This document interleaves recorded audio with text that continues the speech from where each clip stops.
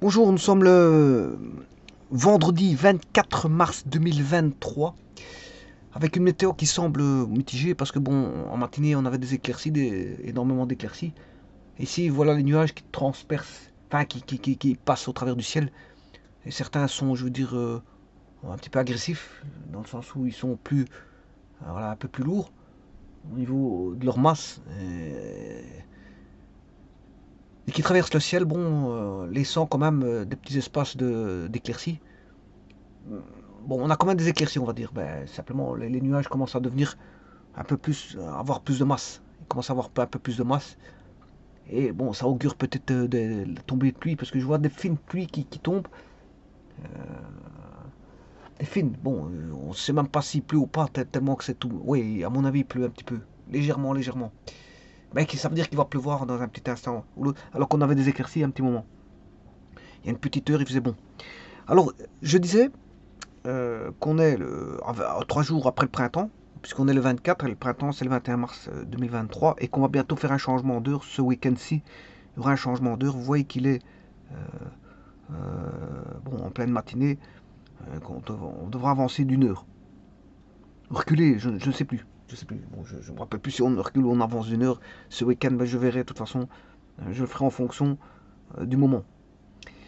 Bon, ceci étant dit, on a soit un repère qui est O, E1, E2, muni de deux vecteurs de base, c'est un repère orthonormé, on est dans le plan, et que ce vecteur orthonormé permet de situer des objets dans le plan, c'est-à-dire des points, des droites, etc., des courbes dans le plan. Et permet d'avoir des équations en fonction dans ce repère. Bon, ben, on peut parler de situation d'un point ou d'un objet du plan par rapport à un repère, mais on peut situer euh, deux objets entre eux, toujours dans un même repère. Ce qu'on peut faire aussi, c'est situer un objet dans un repère, voire dans un autre qui a subi une transformation par rapport au premier repère, toujours dans le même plan. Voilà. Donc le repère permet une situation, voilà, des objets dans le plan. Alors on demande de déterminer les coordonnées de G, sachant qu'il y a 3 points qui sont placés et une droite, telle que CG égale AB. Alors, vous voyez que là, c'est la géométrie. Bon, comme il y a un repère, c'est la géométrie analytique. Comme il y a des vecteurs, bon, on peut utiliser la géométrie analytique vectorielle, voir la géométrie analytique dans le plan concernant, par exemple, des courbes caractéristiques. Alors, une courbe caractéristique, c'est des courbes connues. Alors, dans une courbe caractéristique, on a des éléments caractéristiques à cette courbe caractéristique. Et les éléments caractéristiques, c'est peut-être un centre, un foyer, peu importe, on ne sait pas. Voilà. Et on demande de tracer la courbe gamma telle que moins ma au carré plus mb au carré plus mc au carré égale 2 fois le carré de la distance de mad. Alors, la notion de distance, c'est écrit soit dist, alors le point c'est m et la droite c'est petit d, ou alors vous mettez 2 barres verticales pour dire m AD, c'est-à-dire la distance de MAD. Ça, c'est vous qui voyez. La distance peut se dénommer de différentes façons. Alors, on demande de rechercher une équation de gamma de la courbe, c'est un lieu de point, on recherche le plus lieu de point M. Voilà, et on déduire la nature de gamma. Alors, la caractéristique ici, on a une droite qui est verticale. On a une droite verticale. Alors, on a 3 points. Alors, je vais placer d'abord ces 3 points. Voilà, je vais le refaire. Hein, tout a déjà été fait. Voilà. Le premier point, c'est 1, 0. Le deuxième, c'est 3 demi, 1 demi. Et le troisième, c'est moins 1, 3 demi, moins 1 demi. La droite, c'est x égale 1. Et en plus de ça, il passe sur A. A fait partie de la droite en plus. Alors les vecteurs, c'est vecteur AB et vecteur AC. Voilà, j'ai décomposé en vecteurs. Et alors, quand est-ce que le vecteur CG égale AB? Alors là, je vais faire simplement une translation. Alors comment on fait une translation sur GeoGebra? Bon, d'un vecteur. Alors supposons que j'ai un vecteur ici. Ça c'est un vecteur. Eh bien, il me faut un vecteur de translation. Supposons que c'est celui-là. Voilà. Eh bien, j'applique la translation de ce vecteur-là. Voilà, ça c'est l'objet. Et le vecteur de translation c'est celui-ci. Je pointe dessus, donc je pointe dans les deux. Voilà, et puis je tire celui-ci pour ramener en F. Voilà, ça c'est une manière de faire. Hein. Bon, je ne suis pas obligé de faire ça pour faire une translation.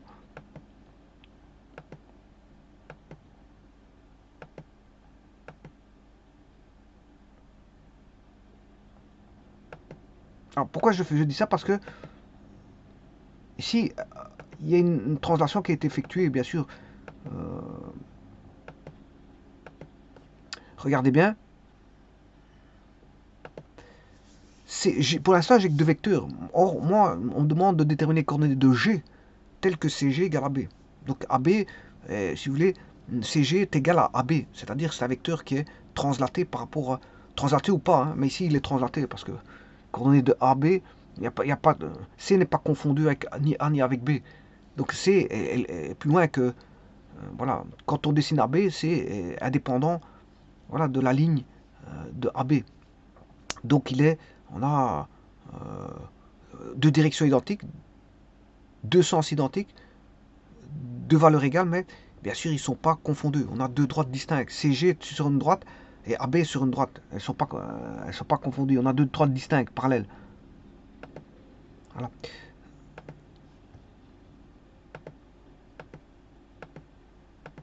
Donc vous voyez que AB et CG, ben, CG est plus éloigné qu'AB. Si je dessine la droite AB,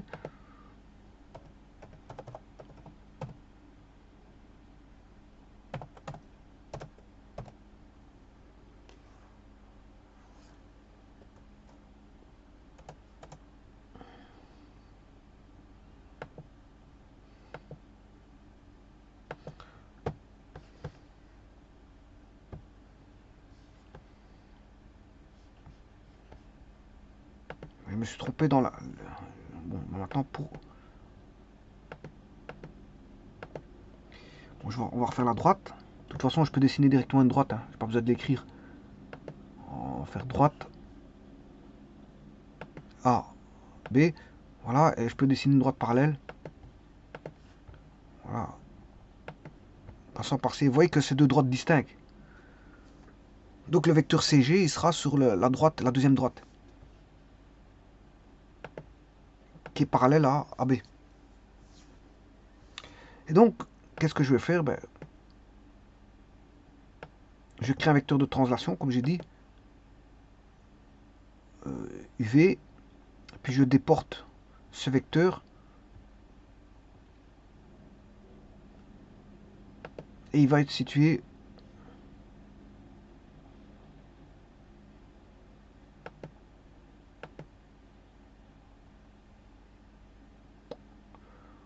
petit instant parce que je ne sais pas qu'est-ce qui est en train. Voilà, il me semblait qu'il y avait quelque chose qui n'allait pas. Et donc, là, ce que je vais faire, c'est le vecteur de translation. Voilà. Donc ici, je crée une translation. Hein. Donc une translation du vecteur U, qui est le vecteur AB. Je crée le vecteur de translation. Voilà, et je déporte le vecteur ici. Et là, je fais la translation. Et puis, on a le vecteur, bien sûr, qui est là. C'est juste une translation qui est faite. Hein. Bon, j'ai fait une translation auparavant, comme je vous ai montré, la même méthode. Voilà. Et là, vous voyez que le B' c'est G, puisque AB égale CG. AB égale CG. Simplement, il est déporté, il est pas, ils ne sont pas confondus, ils ne sont pas sur la même droite, ils sont sur deux droites. Le support des deux vecteurs, c'est deux supports de droite qui sont, enfin, les supports des vecteurs qui sont de droite, la droite AB et la droite A'B', ben, c'est deux droites qui sont parallèles, distinctes. Mais les vecteurs AB et CG sont les mêmes. Ici, G, c'est B'. Hein. C'est B'. Alors, ce que je pourrais faire, c'est écrire G égale B'. Voilà. Pour ne pas... Pour bien être dans les conditions de l'énoncé.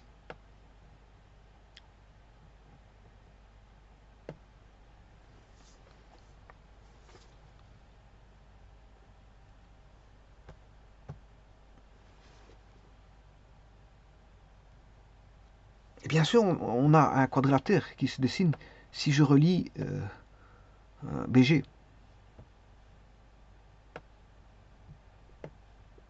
Puisque j'ai un polygone ici, c'est un quadrilatère.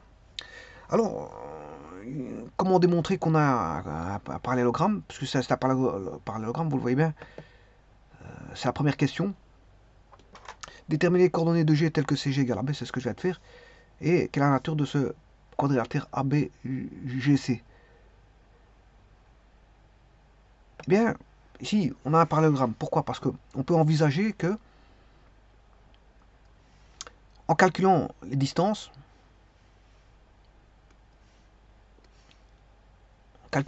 donc de A à B, de B, alors ici je remets G à la place de B'. Pourquoi A'B'? Parce qu'il a fait une transformation par une translation, donc il appelle ça, l'image de A c'est A', l'image de B c'est B'. Bon, j'ai changé le B' en G. Donc ici, ce qui va se passer, c'est que, bon, on peut calculer la distance AB, la distance BG, la distance A'G et la distance AA', pour se rendre compte qu'on a 4 côtés identiques. 4 côtés identiques, qu'est-ce que c'est? C'est un carré. Et en plus de ça, on a un angle droit ici. 4 angles droits. On a 4 angles droits, 4 côtés identiques.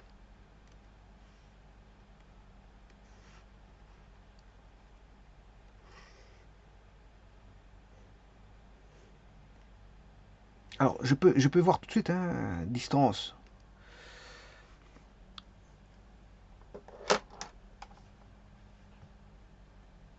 Je peux calculer distance. Distance A, B. Et distance A'.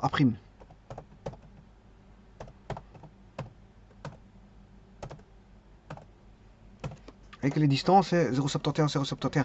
Alors, BG, ça vaudra 0,71 aussi. Pourquoi? Parce que comme AB est égal à CG, ben CG, ça sera aussi 0,71.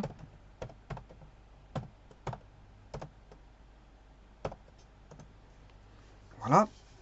Et voilà pourquoi, parce que AB égale CG.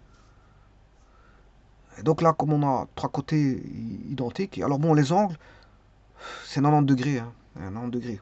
Alors je pourrais calculer l'angle entre A'. Voilà, je pourrais faire le produit scalaire. Hein. Produit scalaire entre le vecteur A' et AB.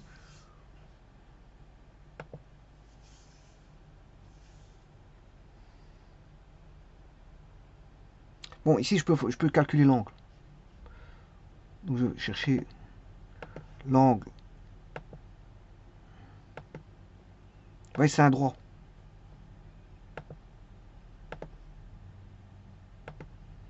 « 270, moi, là-bas, c'est 90. Ouais, j'ai mal fait. Hein. Bon, je peux reparcourir à l'envers. B. Ouais, 89, oui, c'est parce que si je l'ai placé avec une translation, j'ai pas été précis dans ma translation. Mais il y a 90 degrés. Il y a 90 partout. C'est un carré. Donc on a 4 angles droits, si vous voulez. 4 angles droits et 4 côtés identiques, donc on a affaire à un carré. Alors, ça, c'est la première des choses. Mais c'est aussi un losange.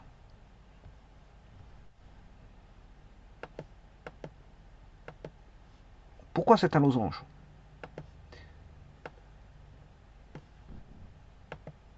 Pourquoi c'est un losange? Tout simplement parce que on a les diagonales qui sont perpendiculaires entre elles. En plus, comme on a deux diagonales qui sont identiques, AG et BA', ou BC est égal à AG, on a un carré, parce que les deux, on a deux diagonales identiques. Mais là, c'est un losange parce que les diagonales sont perpendiculaires, avec deux diagonales identiques ici. Bon, voilà. Donc c'est pour ça qu'on a un carré, c'est parce qu'on a deux diagonales identiques.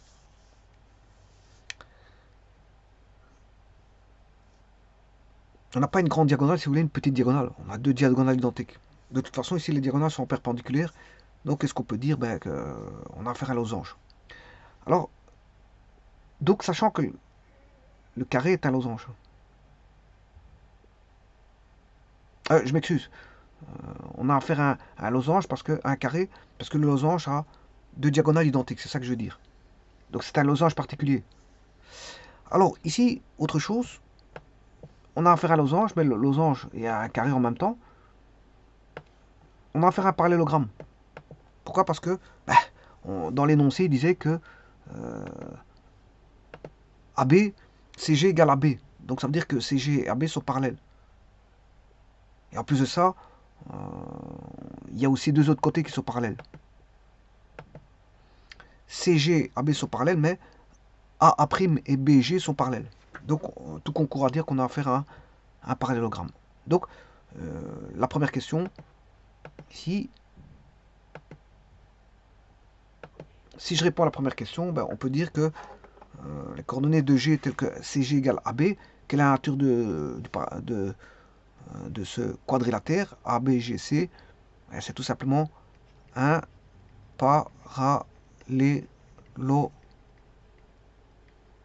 parallélogramme. Voilà. Alors maintenant, on demande quelle est la nature de ce quadrilatère ABGC.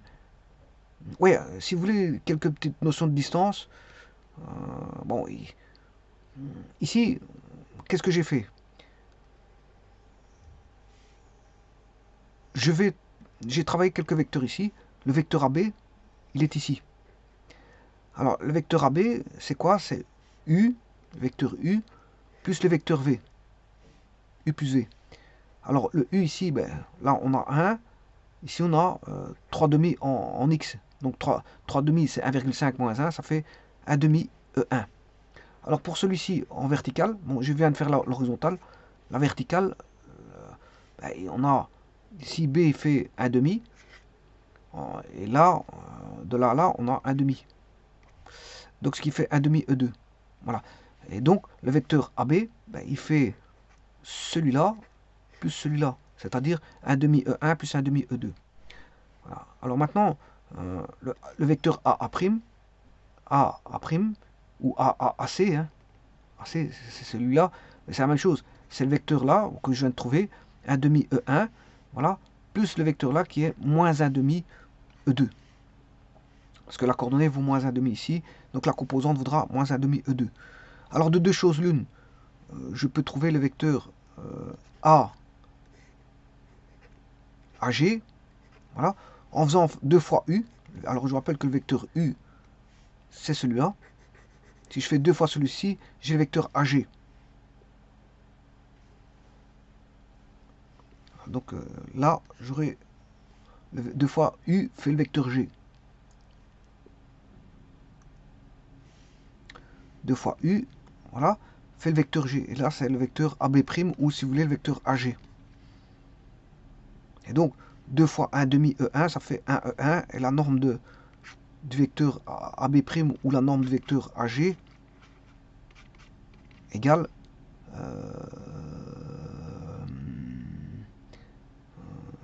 la norme vaut 1.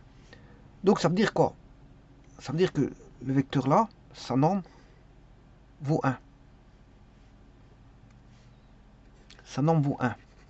Donc je sais trouver sa coordonnée ici qui est en 2, 0. Pourquoi 2, 0? Parce que ben, de là à là, il y a 1.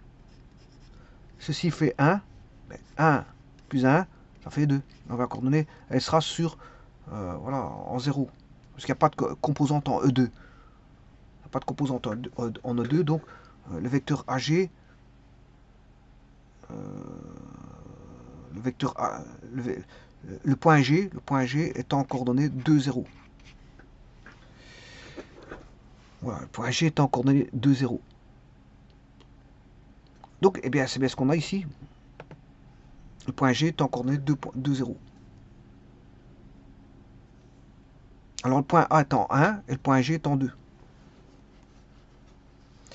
Alors, ceci étant dit, encore une fois, je peux chercher maintenant le lieu des points M tels que M moins MA carré plus MB carré plus MC carré égale 2 fois la distance MD.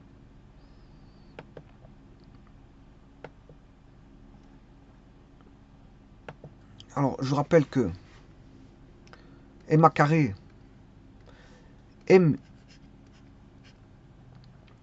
MA au carré, c'est MA fois MA. Alors, le M, on ne connaît pas l'endroit parce que c'est un lieu de point qu'on recherche, c'est XY. Donc, MA, c'est... Alors, le point A, il est en 1, 0. On va faire MA, c'est X moins 1, E1, plus y moins 0, E2.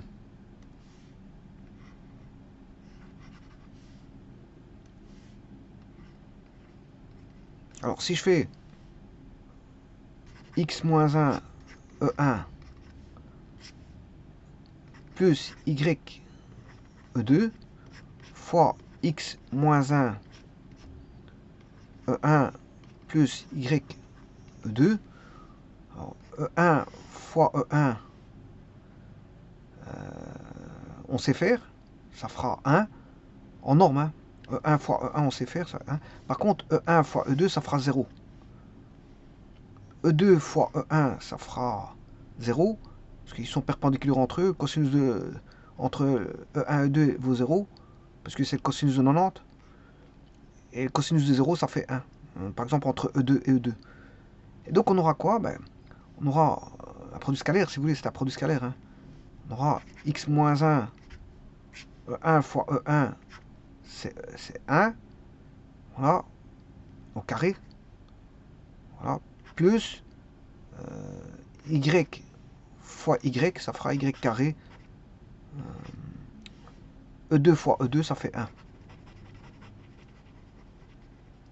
Alors, quand je dis E2 fois E2, ça fait 1, c'est la norme de E2 fois la norme de E2 fois le cosinus entre E2, E2, et ça fait 0. Le cosinus 0, ça fait 1. La norme de E2, ça fait 1.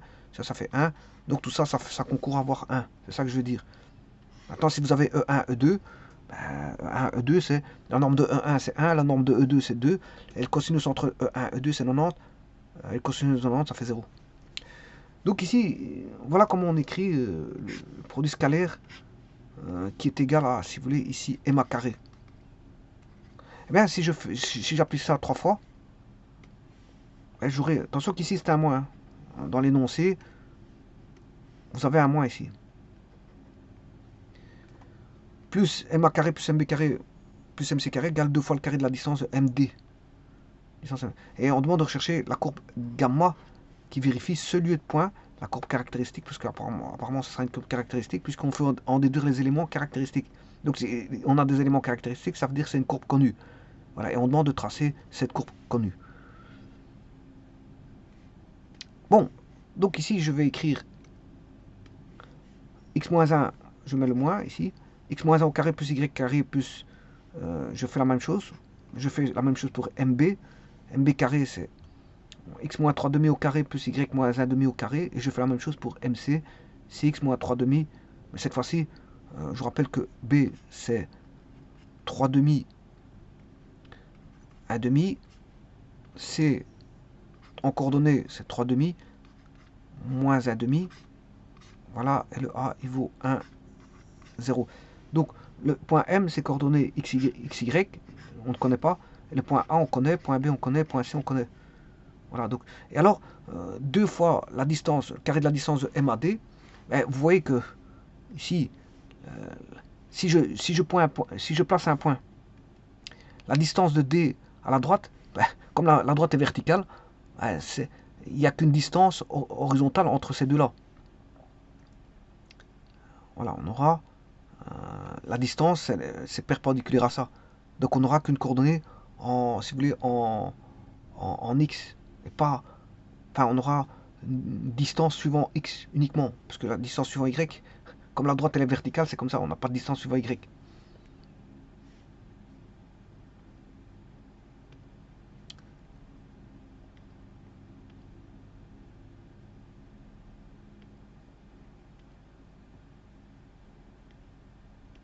Alors si je vais placer un point, hein, regardez bien, le point ici, s'il est là, D, ben, distance de grand D à petit d,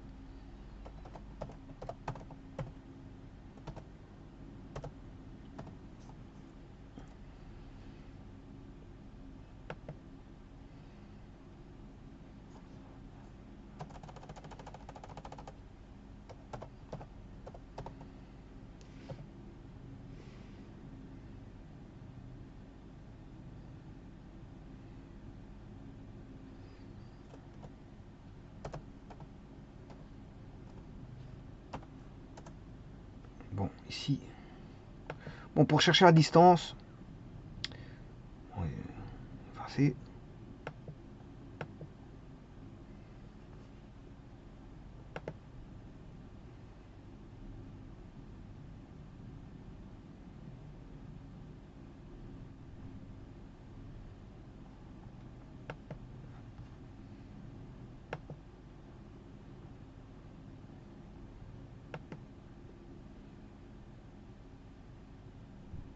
Vous voyez qu'il n'y a qu'une distance horizontale. Hein.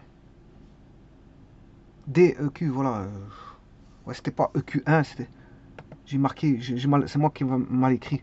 Moi, je devais écrire ceci. Distance, grand D, virgule, E et Q1. Voilà, c'est parce que j'avais mis un U. Voilà, 0,67. Donc ça, c'est la distance horizontale. Pourquoi? Parce que la droite est verticale.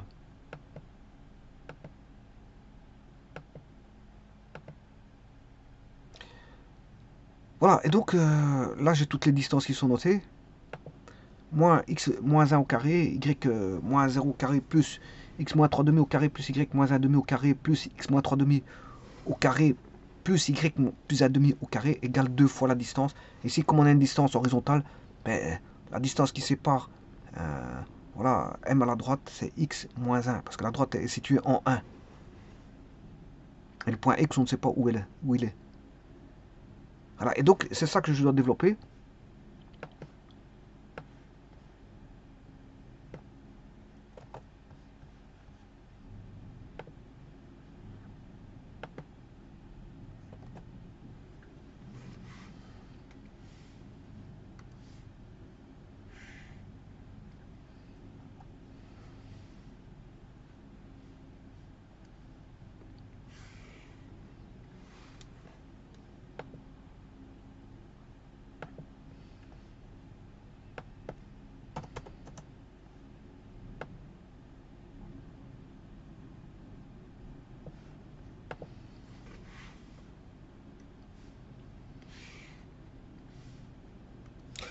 Voilà, donc ça fait, je mets un moins, et je vais développer tous les produits remarquables.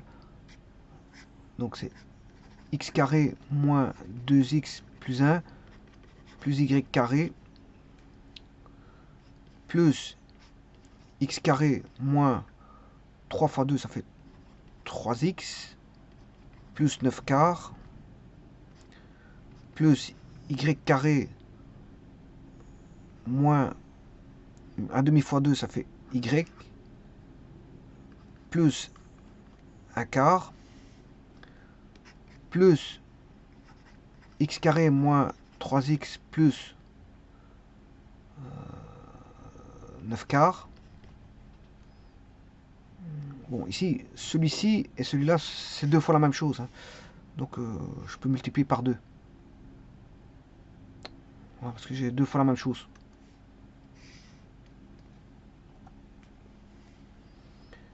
Alors, y plus 1 demi plus y carré plus y plus 1 quart est égal à 2 fois x carré moins 2x plus 1.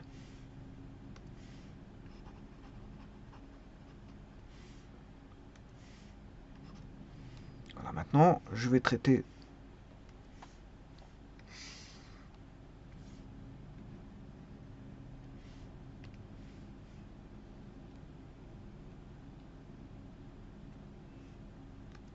les x carrés. Alors, on a x carré, bien sûr, c'est moins, il y a un moins. 2x carré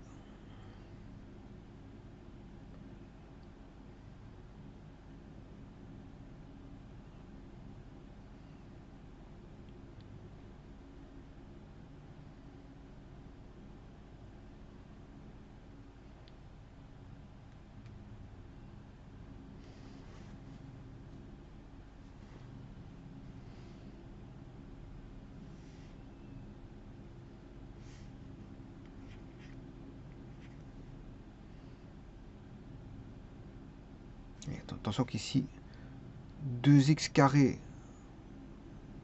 moins 2x carré, ça fait 0. Il va rester moins x carré.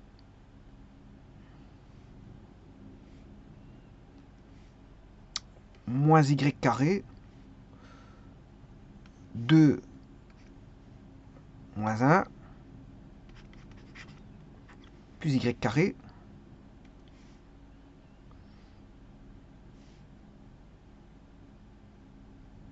moins 6x, plus 4x, moins 6 plus 4, moins 2, et là on a un plus 2, ça fait 0. Voilà. Donc les x vont s'annihiler. Il n'y a plus de x. Alors, les y carrés, ça a été fait. La constante. Alors, une fois 2, ça fait 2.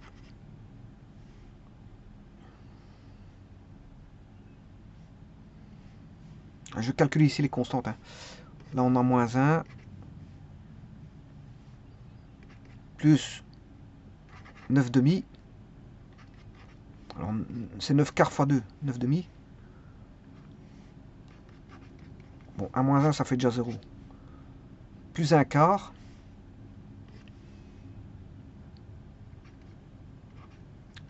Plus 1 quart. Voilà.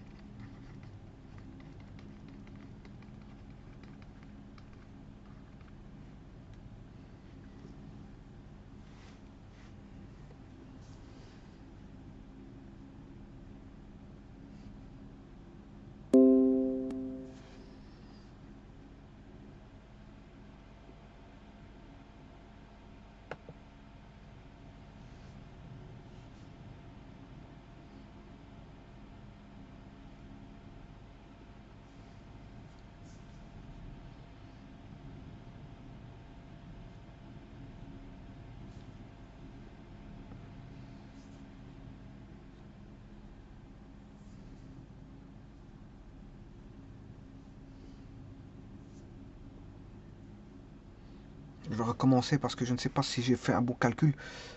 Là, on a plus 1. Et là, on a un moins. Ce qui fait moins 1.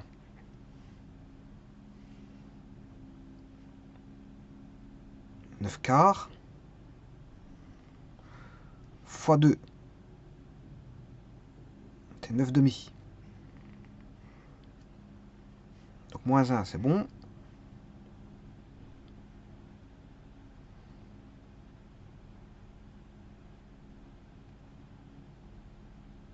Ouais, ça fait bien 18 quarts. 18 quarts. C'est 9 demi. Alors celui-ci va donner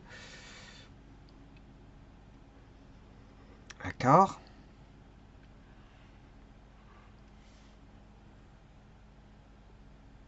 Celui-ci va donner un quart.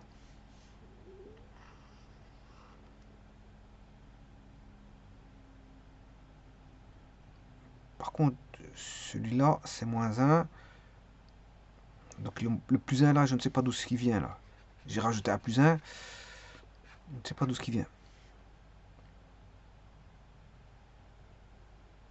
Donc, c'est 9 demi moins 1.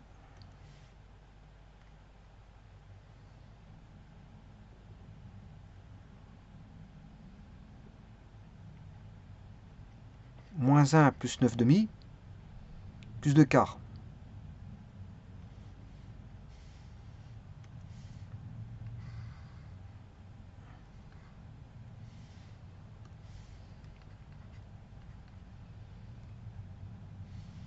Ce qui fait 10 demi.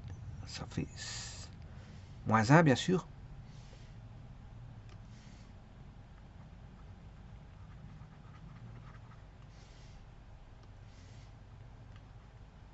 Ça fait 5 moins 1, ça fait 4. Voilà. Bon, donc dans le membre de gauche, ça fait 4. Donc il va revenir au membre de droite, ça fait moins 4. Donc ce qui fait moins 2. Et donc j'ai l'équation ici de la courbe qui est x carré moins y carré égale 2. Voilà. Ça, vous aurez compris que c'est une hyperbole.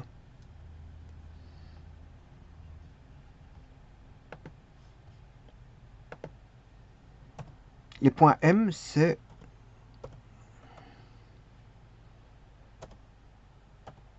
Voilà, les points M sont là. C'est l'ensemble des points M. Bien sûr, le D, je vais l'enlever parce que... Voilà, ça, c'est l'ensemble des points M.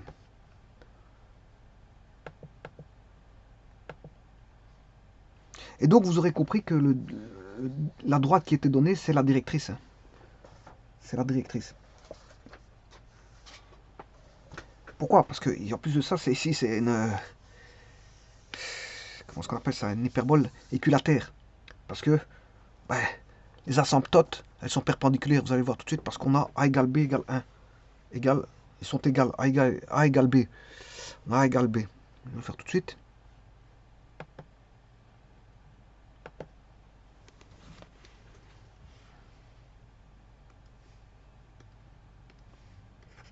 X carré moins Y carré égale 2. X carré sur racine 2 au carré plus... Enfin, c'est pas 1. A égale B, c'est pas 1. Je m'excuse, je me suis trompé. C'est plutôt... Parce que je divise par 2. Donc, Y carré sur racine 2 au carré égale 1. Voilà, c'est comme ça. Donc, le A égale B égale racine de 2.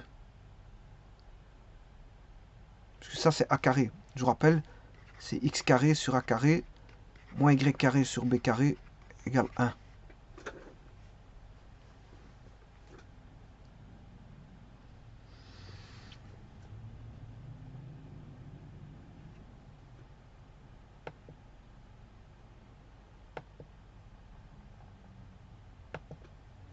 Alors, on a une hyperbole équilatère parce que A égale B égale racine 2. On a X carré sur A carré moins Y carré sur B carré égale 1. Alors, les sommets, ils sont en A0 moins A0. Les axes de symétrie,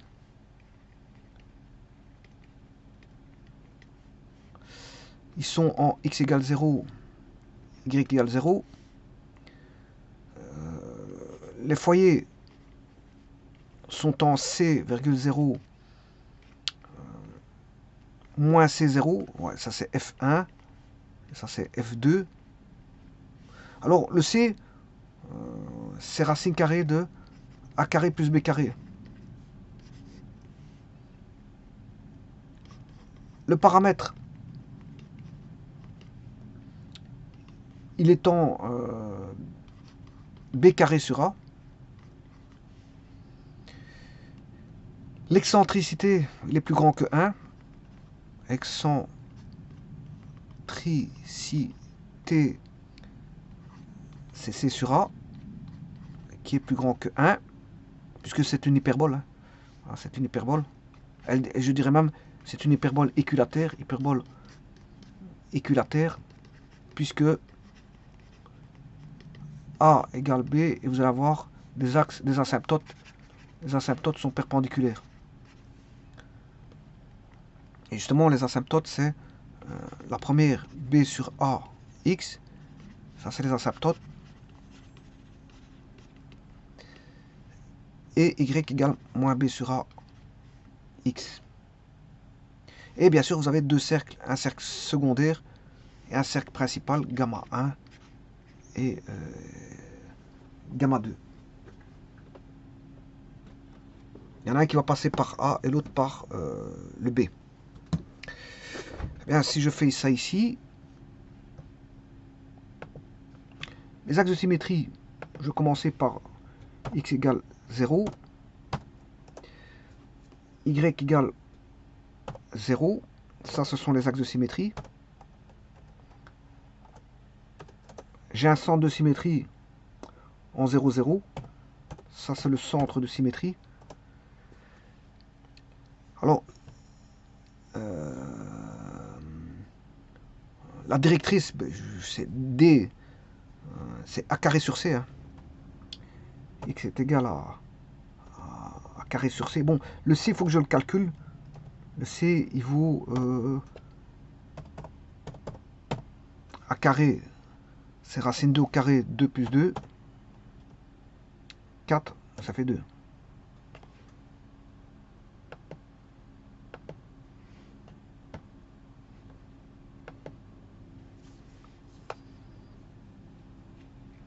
Je recommence. C, ouais, c'est SQRT. A carré, c'est racine de 2 au carré de 2 plus 2. À 4, donc ça fait 2.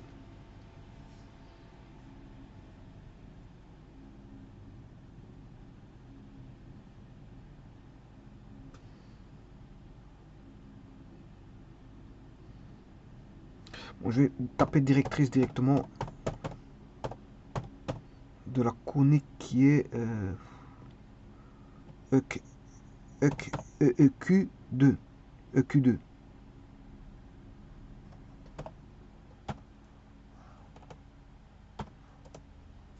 Voilà, x égale 1, x égale moins 1.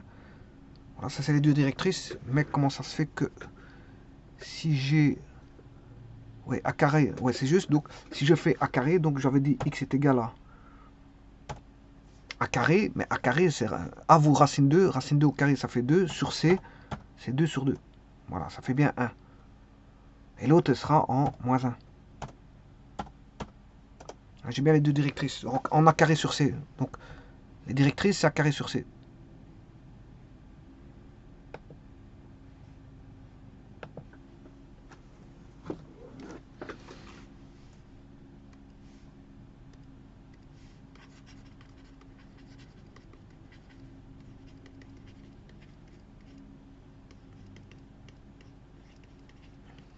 Avec ici, C qui vaut 2. Hein.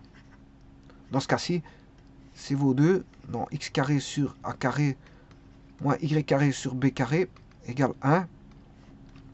A égale racine 2 et b égale racine 2.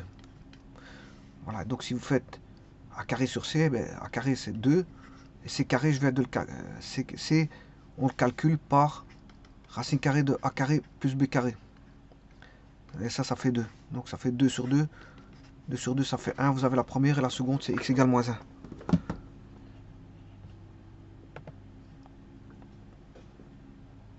Alors, les asymptotes, il y en a deux.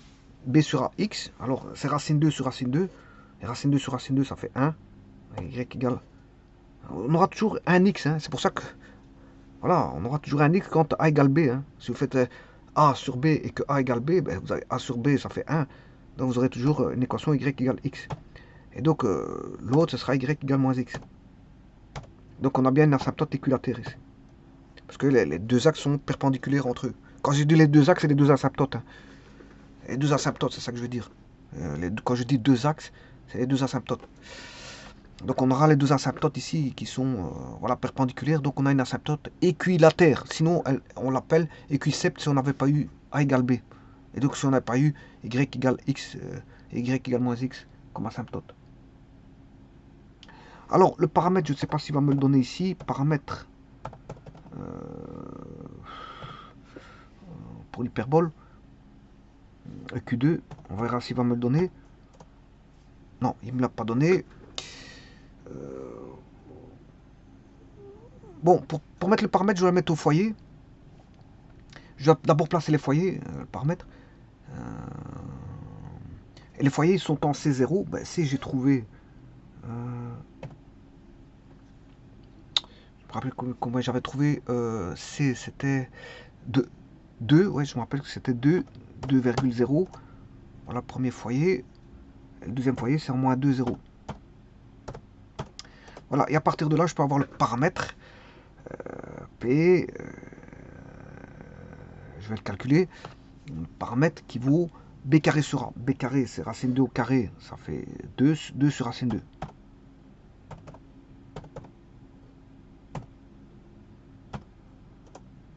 Un 41. Bon, et 1,41, si vous voulez, c'est, je vais tracer la droite, x égale moins 2. Voilà. Je cherchais l'intersection. Voilà, je sais pas qu'est-ce qu'il m'a fait. Voilà. On va recommencer l'intersection entre... Ouais, j'ai pas tracé la droite. Je sais pas ce qui s'est passé. X égale moins 2. Voilà. Je vais chercher l'intersection entre cette droite et ceci. Voilà. Je retire la droite, qui est x égale moins 2.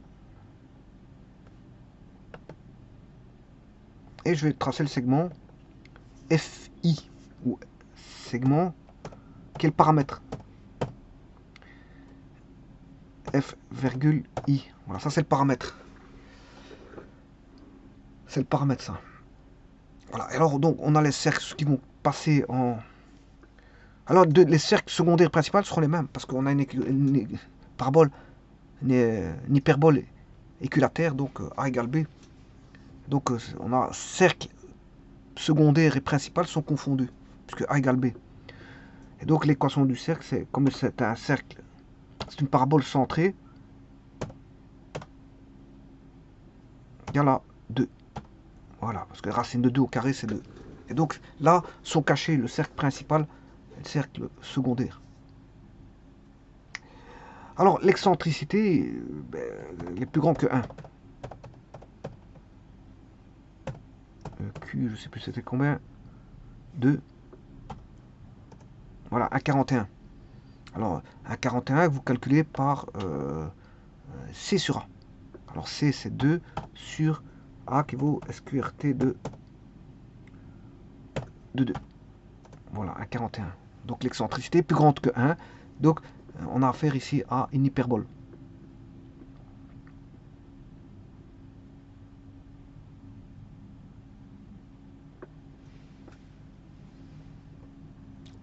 Voilà, donc ici j'ai tout, j'ai les foyers, j'ai les directrices, paramètres, cercle principal secondaire, les asymptotes, les axes de symétrie, le centre de symétrie, on a tout.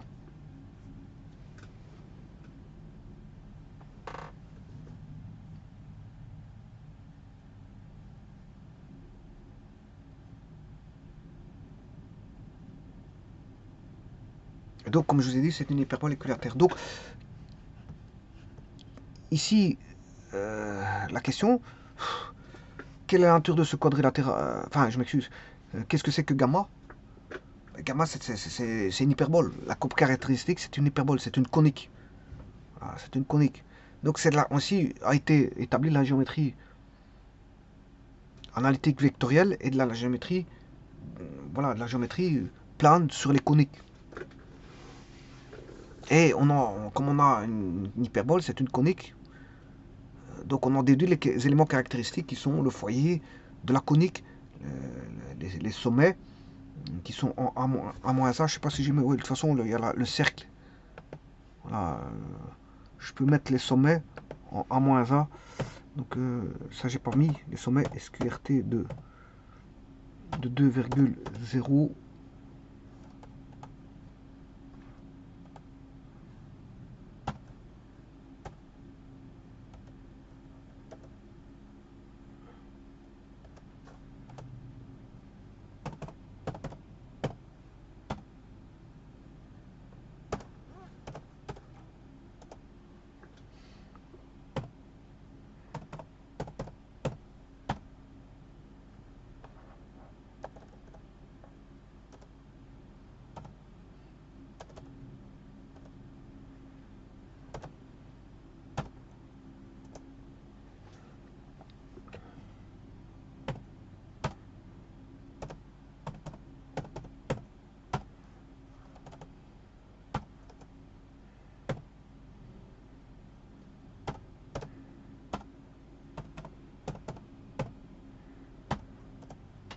Voilà, et tous les éléments sont là. On a les sommets, les deux grands sacs, le centre de symétrie, le paramètre, les deux foyers, les deux directrices, les deux asymptotes. Tout y est.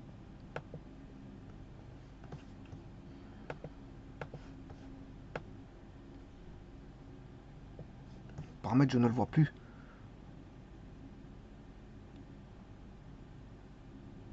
Je vais remettre le segment FI.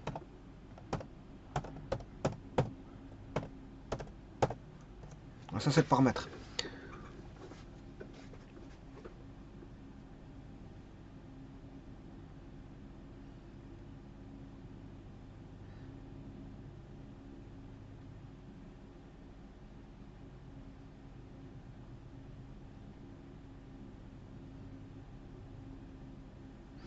Alors, j'aurais pu prendre un autre point.